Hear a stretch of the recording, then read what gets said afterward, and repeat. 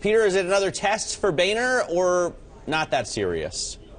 It is, in fact, a new test for the Speaker of the House, and right now the prospects for real embarrassment, Matt, for John Boehner remains, although his supporters, top Republicans I'm talking to, insist that his two-part response to the president's immigration action at the end will likely succeed, but he may need a helping hand from, of all people, Nancy Pelosi. So here's Boehner's plan as it stands right now. He's going to hold a vote today, as soon as today, on a House Republican bill effectively blocking the president's move to delay the deportation of millions of illegal immigrants. It's a show vote that's going nowhere in the still democratically controlled Senate. Then next week, before the government runs out of money, he will hold another vote on a massive spending bill that will fund 11 of 12 federal agencies for a year period of time.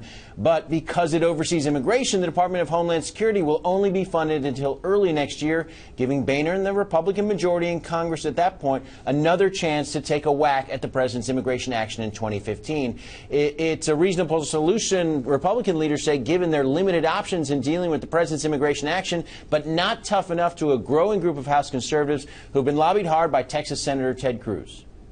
Congress should stand up and use the power of the purse to say, we will fund the government, we will fund the operation of the federal government, but we will not allocate taxpayer dollars to lawless and illegal amnesty. So the question right now is how many House Republicans side with Ted Cruz and vote against the Boehner plan next week and risk a government shutdown? Matt, he can suffer some defections there, as he has in the past, but if it's too many, then Boehner's got some real trouble, and the prospect of a shutdown is once again on the table. So does Nancy Pelosi then rush to his aid? Unusual situation, but he could indeed be looking to Nancy Pelosi to bail him out here.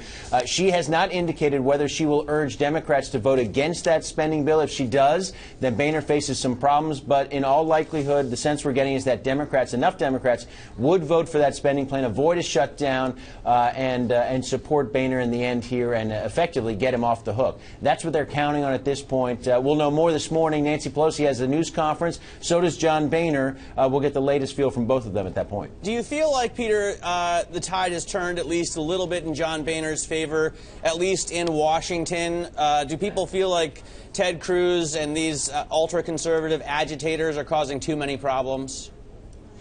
Matt, I think that is a sense that a lot of people here are feeling in Washington, that Boehner's position is certainly been strengthened by the election and what's going to take place next year, and that even this action by Ted Cruz, these House conservatives, could in fact make them look a lot more like outliers going into next year. Could actually strengthen John Boehner if he can survive this first test during the lame duck session, move on to next year where his ranks will grow, and he's got Mitch McConnell over in the Senate in charge as well. All right, Peter Cook in Washington, thanks very much.